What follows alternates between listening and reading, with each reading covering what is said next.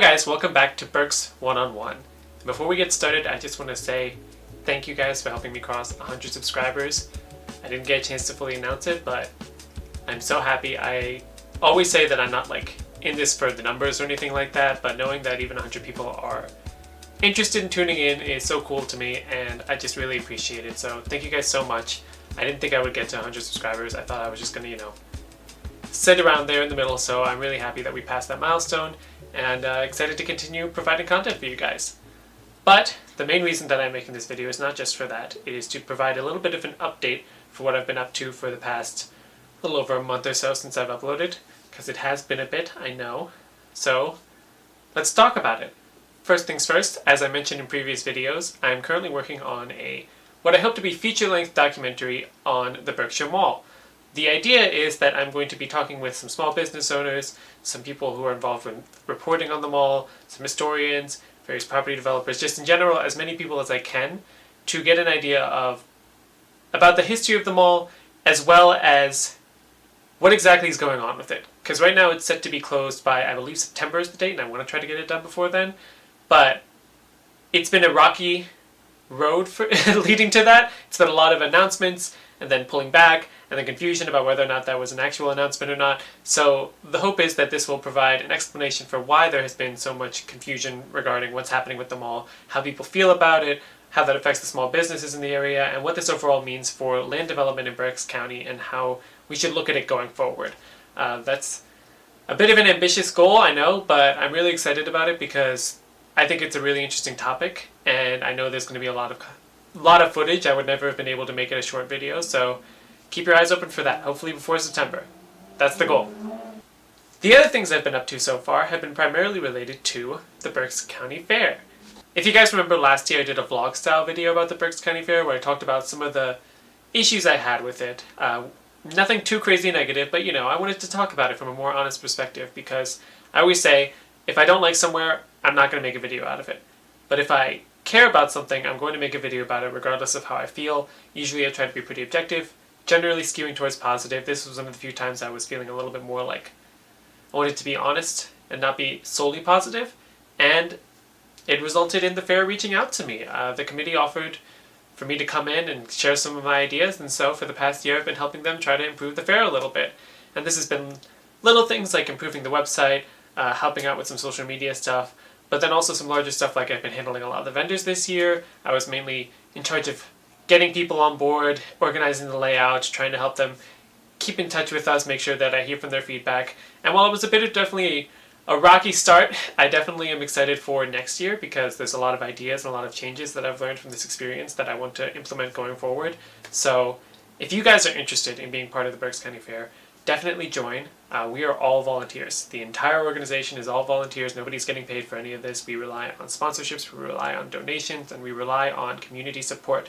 So if you want to be part of it either through volunteering, through vendor spots, through some of our other events, renting out the space, becoming a partner, sponsoring us, whatever it might be sure to check out the berkscountyfair.com because we could use a lot of support, and it's honestly a really cool event. The people who run it have been very open and supportive, and I definitely am happy that they reached out to me and happy that I made that original video, because I feel like sometimes people get nervous about the idea of publicly critiquing in a way that feels like honest but also a little bit negative. And that was something that I talked about on the Tony Reese podcast, Real Life. If you have ever tuned into WEEU, you probably heard her before, but I got to be on there a couple weeks ago to help promote the fair along with my other fair member, Amber. It was a lot of fun. She asked me a lot about the channel, and like I said, one of the main things that I talked about was how I feel like not enough people are open with their feedback and willing to participate in order to get the change done. And that's something that I've been really fortunate to have the opportunity to do with this channel, is actually provide feedback and then hopefully see those changes get implemented in the future. That's something that I think is really a core factor of community, and something that I think has been lost as a result of big businesses kind of taking over the spaces. If you don't like something about a McDonald's, you can leave a bad review, sure, but McDonald's as a corporation isn't going to listen to you because you're just one person in one community, and your store might not have the same problems as the overall company. So what do they care about one single store? As long as the sales are getting done, it doesn't bother them. Versus a small business, if they're new, if they're starting out, or if they need some feedback, if their business is getting worse, sometimes it helps to hear people say, hey, have you tried doing something different like this? Have you tried this out? Do you know how to do this? And when you help them out that way, then their business improves and you get a stronger local business that you can rely on. I think that's something that more people should be open not only to doing, but open to hearing. I think small business owners need to be open to hearing that feedback. Same with event organizers, nonprofits in general. People should be open to hearing from the community. And so that's something that I've been really fortunate that I've been able to do. Hi everyone, editing here, and I just wanted to also add that while I was working on this, Berks Arts shut down. They'd operated for 55 years, and they recently announced that they are ceasing operations. I believe that Berks Jazz Fest might still be going on, but it's still a lot of things up in the air. The reason I'm bringing this up is because I feel like it further highlights the same aspect I was talking about in the video, which is that for nonprofits to survive in Berks County, they really need to be open to hearing feedback, and they need to be open to changing. Public tax records, which were reported on by Spotlight PA, shout out to them, they revealed that Berks Arts was losing a lot of money in the past few years because they were just simply overspending.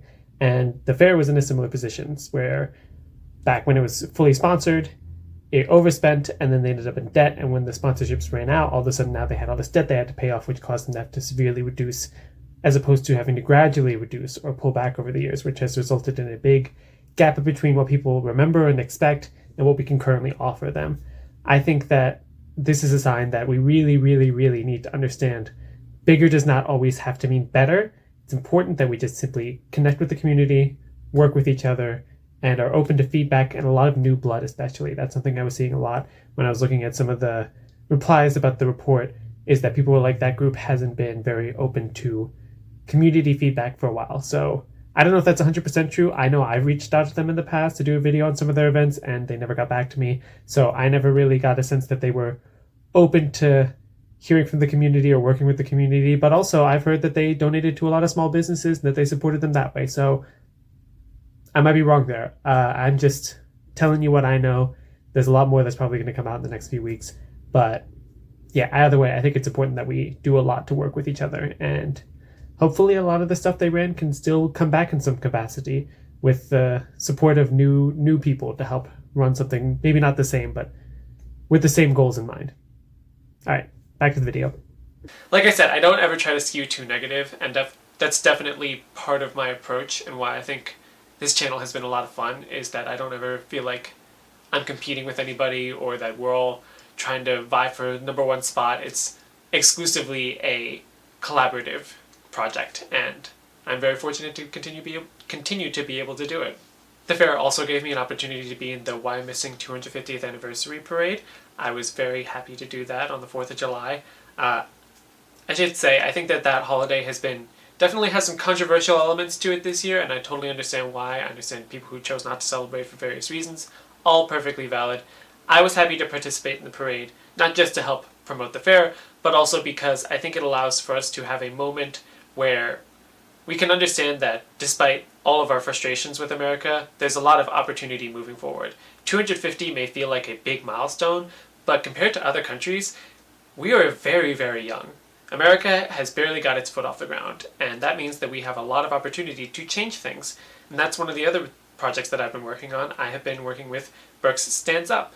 If you've seen any of the recent city council meetings, you might have seen that I've popped into various little things here and there to speak up about issues such as data centers, such as affordable housing, renovations, and stuff like that. So I've been helping Berks Stands Up to not only push back against things that we are worried about making Berks County worse, but also to help protect people who are currently struggling inside of Berks County. Housing is definitely one of the biggest issues right now, and we're trying to push a housing bill of rights in Reading, one that'll hopefully then extend to Berks County as a whole. There are definitely a lot of challenges on a state level because a lot of Pennsylvania state laws regarding housing are very outdated and oftentimes serve to protect homeowners who are looking to rent as opposed to renters and first-time home buyers, which is probably the biggest issue with housing right now. I know from experience, a lot of people are unable to afford their rent, a lot of people are unable to buy new homes.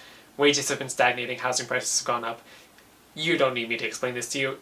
Probably all of you are familiar with it. But I bring this up because if you are in the Reading area, or even just in the Berks County area in general, and you want to come help us out, this is not a specific one-party group. We are open to anybody from any political affiliation. If there's a topic that you feel aligns with our values that you are passionate about, then feel free to join us. The data centers have been something that I've also been super passionate pushing back against, because obviously we have all had a very hot summer this year, and the last thing we need is a giant warehouse full of computers making the air even hotter and then using up all of our natural resources and land. I know some people have argued about the pros and cons of AI. I've said it before on this channel, in a community post, and on social media. I don't ever plan on using generative AI in any of my projects. I don't see the point of it. I don't need it. I don't like it. It hurts the environment, steals from artists, all those reasons. I know for a lot of people it feels like an easy thing. It feels so convenient. I'm not about convenience. I'm about putting in the effort and putting in the work in order to achieve something that I feel like is more personal and overall lasts a lot longer. If you agree with me, definitely come check us out. We could always use more people to not only help us out with spreading the word, just showing up to council meetings, being able to talk in these meetings, especially if you live in Reading. It's important that we have people who are from the area, because not everyone involved in the group is from the area. A lot of them are from PA Stands Up, who are just helping us organize and get this off the ground. We did manage to get the city to approve a 180-day moratorium on any new data centers in order to review their zoning regulations around them, to specify specifically a lot of the issues that have popped up, something that lots of other places in Pennsylvania haven't been able to accomplish. We are one of the few, if not the first, to be able to actually get this approved in the city. And I always say that for all the flack Berks and Reading can get from other parts of PA and the country as a whole, I feel like there's a lot of potential and a lot of positive active change going on here. And I'm happy to be a part of that, and I want you guys to be a part of it too. So feel free to reach out to Berks Stands Up if you're interested, or reach out to me if you'd like. I'm always on Facebook and Instagram. Happy to help you out with that. Speaking of America's 250th, I know that a few weeks ago Big Boy passed through, and you might be thinking to yourself, oh, that seems like a thing you'd probably want to get photos and pictures of. I tried. It was hot out there, y'all. Shout out to anyone who didn't show up to the specific platform I was pulling up to and instead just got videos from somewhere shadier and somewhere less crowded. You guys were smart. I didn't do that. That was the same day I did the podcast, so I went from that, and then I was with my family for personal things, and then we had to go straight to that. And by that point, a different train had shown up beforehand, and we were waiting for Big Boy, and it was just taking forever. That was not a fun day. So yeah, I didn't get any footage of that. I didn't get any photos from Big Boy specifically, but I'm sure you've probably seen lots of people did. I'm definitely a big train enthusiast. I've been very excited about the fact that I believe Schuylkill River Passenger Authority, I believe that's what they're called, they teamed up with Amtrak. So hopefully the proposed high-speed rail across America now has been teamed up with this local project to get a passenger rail established in Reading, which is something that I'm very passionate about too. So fingers crossed that project keeps its momentum going. Otherwise, I've also been working with Barrio Alegria, who, if you have seen my video on their My Mother's Market event, you know that they work in the city to provide a lot of free events. They recently did an anime convention that was very successful. I really wanted to go to that, but I was unfortunately working that day. But they also have been doing porch concerts. They did an Ojos project that I participated in, which is basically a photography workshop. So hopefully in September you'll be able to see some of my photos up for display. More information about that I should probably have linked below. Otherwise, I do have a couple more videos in the pipeline. I have a video coming out on the Berks Urban Ag Bus Tour, which was a couple months ago. I have a bunch of people I need to reach out to and interview. The fair obviously ran in July, the second week, so I was kind of doing that the whole time. But now that that's over, I'm able to get back to interviewing them. Should have that hopefully ready, if not by August, hopefully by September. I know that's a bit of a long gap, but in the meantime, I do also have a video on Reading Pride, which I went to on Sunday, so I'm going to be able to put that out a lot sooner.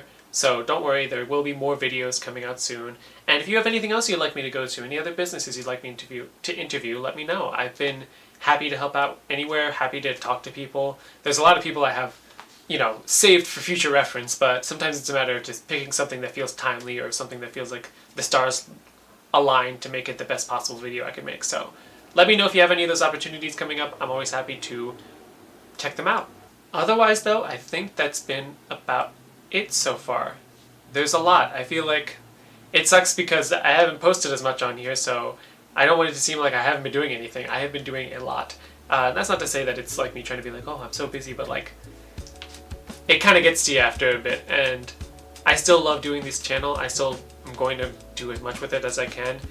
Once the Berkshire Mall project is passed, I'm probably going to get back to regular uploads, and definitely now that the fair is passed, I'm going to ease into uploading more frequently. So again, thank you guys so much for sticking with this channel. Thank you guys so much for subscribing, and until next time, I guess this is Berks 101 signing off.